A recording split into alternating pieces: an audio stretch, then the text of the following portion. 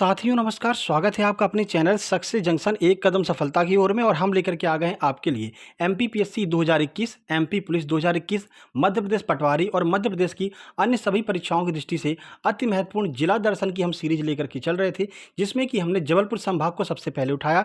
उसमें हमने जबलपुर जिला और कटनी जिला ऑलरेडी आपको करा चुके हैं एमपीपीएससी 2020 के एग्जाम से पहले। अब उसी सीरीज को हम आगे बढ़ाते हुए जिला नंबर 3 लेकर के आ गए हैं, जो है आपका जबलपुर संभाग का जिला नंबर 3 नरसिंहपुर के बारे में आपको डिटेल में जानकारी देंगे। ऐतिहासिक परिदृश्य को देखेंगे, 1857 की क्रांति में क्या योगदान रहा नरसिंहपुर का वो देखेंगे, कौन कौन से पुरातात्विक स्थल पाए जाते हैं, सारी चीज़ें हम यहाँ पर आपको बताने वाले हैं। एमपीपीएससी 2020 के मेंस की दृष्टि से भी ये वीडियो आपके लिए बहुत महत्वपूर्ण साबित होने वाला है, क्योंकि कुछ अलग ही लेवल की चीज़ें आपको यहाँ पर मिलने वाली हैं। ठीक है, तो चलिए शुरुआत करते हैं। सबसे पहले आपको बताते हैं कि इस सेशन में हम क्या क्या पढ़ने वाले हैं, आइए देखते हैं। तो यहाँ पर सबसे पहले हम नरसिंहपुर का जो है सामान्य परिचय के बारे में जानकारी लेंगे। उसके बाद में भौगोलिक परिचय लेंगे कि किस तरह से नरसिंहपुर चारों तरफ से घिरा हुआ है, क्या इसका क्षेत्रफल वगैरह, ये सारी जानकारी हम यहाँ पर लेंगे। उसके बाद में ऐतिहासिक परिचय के बारे में आपको बताएंगे, जहाँ पर हम 1857 की क्रांति से संबंधित कुछ बातें करेंगे। 1885 में जो आपका कांग्रेस अधिवेशन प्रारंभ हुआ था, उसका नरसिंहपुर पर क्या असर पड़ा, कौन कौन से नेता शामिल हुए, उनके बारे में हम आपको बताएंगे। डेलन शाह यहाँ पर प्रसिद्ध है। 1857 की क्रांति में इनको बाद में फांसी हो गई थी, तो पूछा जा सकता है, क्योंकि एक बार बोधन वो वाला प्रश्न पूछ लिया गया था, तो डेलन शाह के बारे में पूछा जा सकता है कि डेलन शाह कहाँ से संबंधित हैं। तो वो पूरी जानकारी आपको डिटेल में हम यहाँ पर देने वाले हैं। औद्योगिक परिचय प्राप्त करेंगे कि कौन कौन से यहाँ पर खनिज पाए जाते हैं, किस तरह से यहाँ पर औद्योगिक परिचय किस तरह का है, इसका मतलब उद्योग में क्या क्या इसका उत्पादन वगैरह, सारी चीज़ें हम यहाँ पर क्लियर करेंगे नरसिंहपुर का। उसके बाद में ऐतिहासिक एवं दर्शनीय स्थल कौन कौन से यहाँ पर पाए जाते हैं, जैसे डमरू घाटी है और अन्य बहुत सारे, चौरागढ़ का किला है, ये सारी जानकारी हम आपको यहाँ पर देने वाले हैं। ठीक है, उसके बाद में हम यहाँ पर बात करेंगे नरसिंहपुर के विशिष्ट तथ्य, यानी कि कौन से क्षेत्र में नरसिंहपुर विशिष्टता रखता है, यानी कि एकमात्र, जैसे कि अरहर उत्पादन में सबसे पहले स्थान पर है। ठीक है ना, ये सारी चीज़ें हम यहाँ पर डिस्कस करने वाले हैं। उसके बाद में महत्वपूर्ण वस्तुनिष्ठ प्रश्न किस तरह के बनते हैं, किस तरह के ऑब्जेक्टिव बनेंगे, वो भी हम यहाँ पर क्लियर करेंगे। तो एक तरह से हमारा नरसिंहपुर जिला पूरा क्लियर हो जाएगा और यहाँ से एक भी प्रश्न बाहर नहीं जाने वाला है। साथ ही साथ आपको बता दें, डीपली आपको पढ़ना पड़ेगा अगर 2021 की एमपीपीएससी को क्वालिफाई करना है, क्योंकि परसों ही आपका एग्जाम हुआ है, आपने देख लिया कि स्तर क्या है। लगभग 34 से 38 प्रश्न आपको यहाँ पर देखने को मिले थे। 5 से 6 प्रश्न करंट अफेयर के थे जो आपके एमपी के, बाकी 34 प्रश्न यहाँ पर मध्य प्रदेश से पूछे गए थे। ठीक है, और काफ़ी डीपली प्रश्न पूछे गए थे। ये सीरीज आपके लिए बहुत ज़्यादा महत्वपूर्ण साबित होने वाली है। तो चलिए शुरुआत करते हैं। सबसे पहले सामान्य परिचय की ओर चलते हैं। आइए देखते हैं नरसिंहपुर का सामान्य परिचय। क्षेत्रफल की बात कर लेते हैं नरसिंहपुर के, तो 5143 वर्ग किलोमीटर में नरसिंहपुर फैला हुआ है। जनसंख्या की बात करते हैं तो 10,92,141 यहाँ पर जनसंख्या पाई जाती है। जनघनत्व की बात करते हैं तो 213 व्यक्ति प्रति वर्ग किलोमीटर में आपको देखने को मिल जाएंगे, कहाँ पर, नरसिंहपुर के अंदर। उसके बाद लिंगानुपात की बात करते हैं तो 920 लिंगानुपात है, यानी कि 1000 पुरुष पर 920 महिलाएं यहाँ पर आपको देखने को मिल जाएंगी। ये आपका नरसिंहपुर का लिंगानुपात हो जाएगा। उसके बाद तहसील की बात कर लेते हैं तो नरसिंहपुर में 6 तहसीलें हैं। ठीक है, कौन कौन सी, नरसिंहपुर खुद में एक तहसील है, तो नरसिंहपुर, गोटेगांव, करेली, गाडरवाला, तेंदुखेड़ा और साईखेड़ा, ये 6 तहसीलें आपको यहाँ पर देखने को मिल जाएंगी। और विकास खंड भी कुल मिलाकर के 6 विकास खंड आपको यहाँ पर देखने को मिल जाएंगे नरसिंहपुर के अंदर। आगे बढ़ते हैं। देखिए, नरसिंहपुर जिले का पिन कोड पूछ लिया जाता है, व्यापम तो ऐसे ही प्रश्न पूछता है, तो पिन कोड याद रखिएगा 487001 जो है वो यहाँ पर नरसिंहपुर जिले का पिन कोड हो जाएगा। वाहन पंजीकरण संख्या याद रखिएगा, तो MP49 अगर आपको कहीं पर लिखा दिख जाता है तो समझ लीजिए यह वाहन कहाँ का है, नरसिंहपुर का है। गुजरने वाला राष्ट्रीय राजमार्ग कौन सा है, तो याद रखिए NH26 जो है वो आपके नरसिंहपुर से होकर के गुजरता है। नर्मदा नदी जो है वो भी यहाँ से होकर के गुजरती है। ठीक है, तो ये आपका सामान्य परिचय हो गया नरसिंहपुर का। चलिए आगे बढ़ते हैं और अगले सेगमेंट की ओर चलते हैं। तो अगला हमारा भौगोलिक परिदृश्य, तो यहाँ पर आपको दिखाई दे रहा है मध्य प्रदेश में नरसिंहपुर की स्थिति कहाँ पर है, तो देख लीजिए जो छोटा सा डॉट दिख रहा है आपको रेड कलर का, यहाँ पर नरसिंहपुर स्थित है। ठीक है, तो मध्य प्रदेश की मैप की बात हो गई। अब चलिए आपको इसका भौगोलिक परिदृश्य बताते हैं कि कहाँ पर इसकी एग्जैक्ट स्थिति कहाँ पर है। तो देखिए, नरसिंहपुर उत्तर में विंध्याचल और दक्षिण में सतपुड़ा की पहाड़ियों से घिरा हुआ है। उत्तर की अगर हम बात करते हैं तो आपको उत्तर में विंध्याचल की पहाड़ियाँ दिखाई देंगी नरसिंहपुर के, दक्षिण में आपको सतपुड़ा की पहाड़ियाँ दिखाई देंगी। तो दोनों पहाड़ियों के बीच में कौन सा स्थान स्थित है, तो वो आपका नरसिंहपुर स्थित है। ठीक है, प्रमुख नदी यहाँ पर कौन सी है, तो नर्मदा नदी जो है वो यहाँ पर प्रमुख नदी है नरसिंहपुर की, जो नरसिंहपुर के बगल से होकर के गुजरती है। चलिए भौगोलिक परिस्थिति में जलवायु की बात कर लेते हैं। तो नर्मदा घाटी का भाग होने की वजह से यह कर्क रेखा के अधिक नज़दीक है, जिससे यहाँ पर ग्रीष्म ऋतु में अधिक गर्मी पड़ती है और शीत ऋतु में साधारण ठंडी पड़ती है। ठीक है, नर्मदा घाटी में जो भी यहाँ पर स्थल स्थित होते हैं उन सब का यही हाल होता है, यानी कि जब गर्मी पड़ेगी तो बहुत अधिक गर्मी पड़ेगी और अगर ठंडी की बात करते हैं तो साधारण ठंडी यहाँ पर पड़ती है। वर्षा की बात कर लेते हैं। 125 सेंटीमीटर से लेकर के 150 सेंटीमीटर तक यहाँ पर वर्षा होती है। ठीक है, नर्मदा नदी के अलावा कौन कौन सी नदियाँ हैं? तो सक्कर, सनेर, शेर, ये आदि नदियाँ जो है यहाँ पर पाई जाती हैं। ये छोटी छोटी नदियाँ भी आपसे पूछा जा सकता है, नरसिंहपुर में पाई जाती हैं। आगे बढ़ते हैं। देखिए मिट्टी की बात कर लेते हैं भौगोलिक परिदृश्य के अंदर। तो छिछली काली मिट्टी यहाँ पर पाई जाती है। ठीक है, टोन घाट जलप्रपात जो है किस नदी पर है, यह प्रश्न पूछा गया है व्यापम में, तो याद रखिएगा सेर नदी पर टोन जलप्रपात स्थित है। टोन घाट जलप्रपात सेर नदी पर स्थित है। शायद एमपी पुलिस में ही पूछा गया था। ऐसे कुछ डीपली प्रश्न पूछ लिए जाते हैं और एक एक नंबर आपके लिए बहुत ज़्यादा महत्वपूर्ण है। एमपी पुलिस में जो भी प्रश्न पूछे गए ना उनको आप अच्छे से देख लीजिएगा, क्योंकि एमपीपीएससी 2021 में कुछ ऐसे ही प्रश्न आपको डीपली प्रश्न आपको देखने को मिलने वाले हैं। एमपीपीएससी का बोलना है अब भाई ऐसा है, अब मुझे दो फुल इज्जत, अब मुझे फुल इज्जत चाहिए। अब वो ज़माने गए जब एमपीपीएससी पूछ लिया करता था कि भारत की राजधानी क्या है। ठीक है ना, अब बहुत डीपली प्रश्न आपसे पूछे जाएंगे।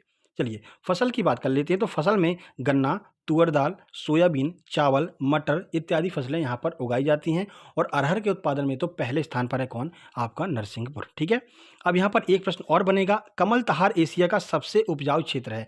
यह प्रश्न भी एमपी पटवारी 2017 में पूछा जा चुका है कि कमल तहार कहाँ पर स्थित है। तो याद रखिएगा नरसिंहपुर में कमल तहार स्थित है, जो कि एशिया का सबसे उपजाऊ क्षेत्र माना जाता है। ठीक है, कुछ नई जानकारी अगर आपको यहाँ पर मिल रही हो तो मेरे भाई वीडियो को लाइक कर दीजिएगा और लास्ट में कमेंट बॉक्स में कमेंट करके बताइएगा कि ये प्रश्न, ये जो लेवल है वीडियो का कैसा लगा आपको। कमेंट बॉक्स में कमेंट जरूर कीजिएगा।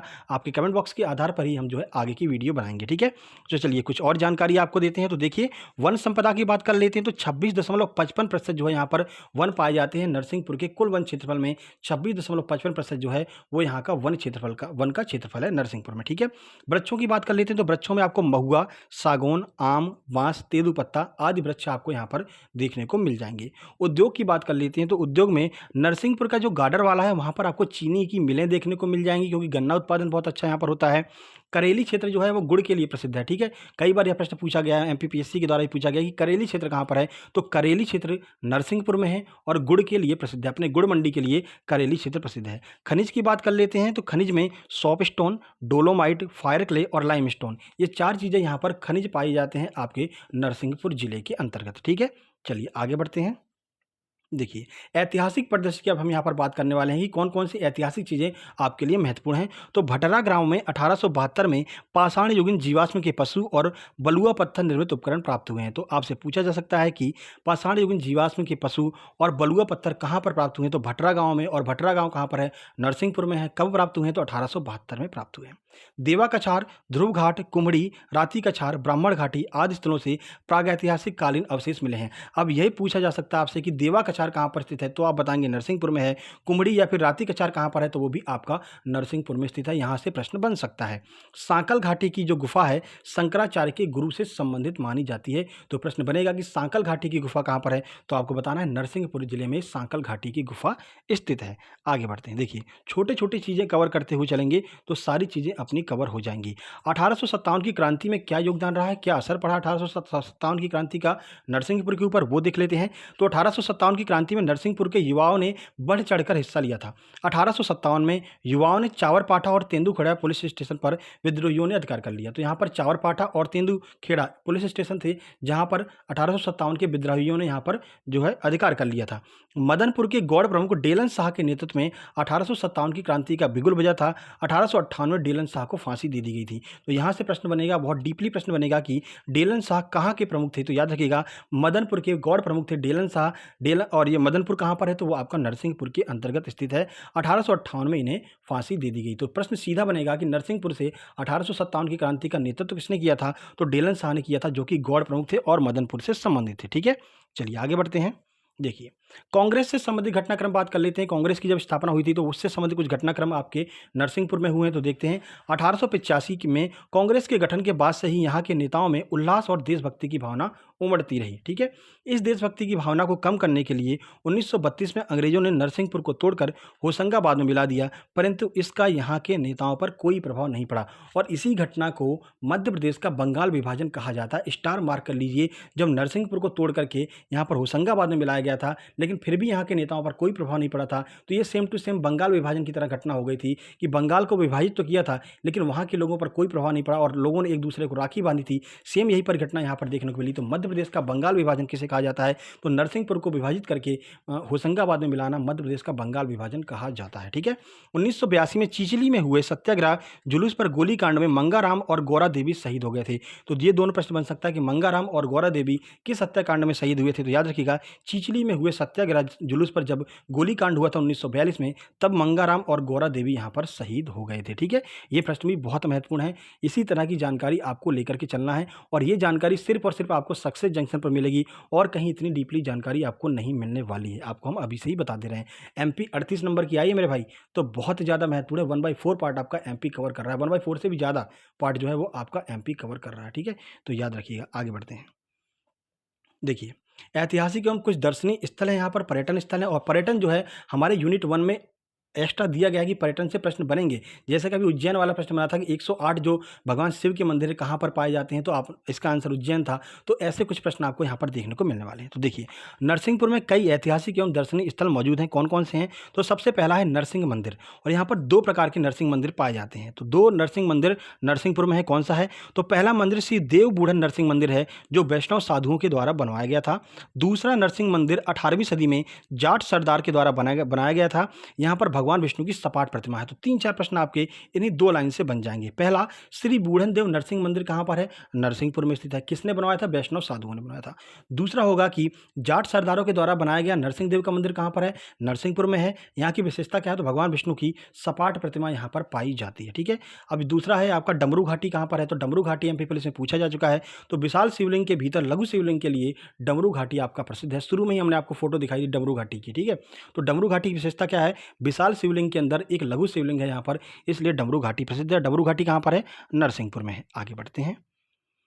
तो चलिए अगले तथ्य की बात कर लेते हैं। तो बलधारी की बात करते हैं। तो बलधारी क्या है? तो बलि स्थली के रूप में बलधारी जाना जाता है। राजा बलि का निवास स्थान माना जाता है क्या? बलधारी। ठीक है, पांडवों ने यहीं पर सतधारा निकाली थी। तो नर्मदा नदी से सतधारा जो है पांडवों ने यहीं पर निकाली थी, बलधारी गांव में। यहाँ पर भीमकुंड और अर्जुन कुंड बने हुए हैं, ये भी आपको याद रखना है। यहाँ स्थित सांकल घाट पर शंकराचार्य जी ने ध्यान लगाया था। तो याद रखिएगा, शंकराचार्य जी यहाँ से संबंधित हैं। यहाँ पर उन्होंने धुनी रमाई थी। शंकराचार्य के जो गुरु जी हैं वो भी यहाँ से संबंधित है और इन्होंने ही जो है यहाँ पर ध्यान लगाया था। कहाँ पर? सांकल घाट, जो कि कहाँ पर है? बलधारी गांव में स्थित है। ठीक है, आगे बढ़ते हैं।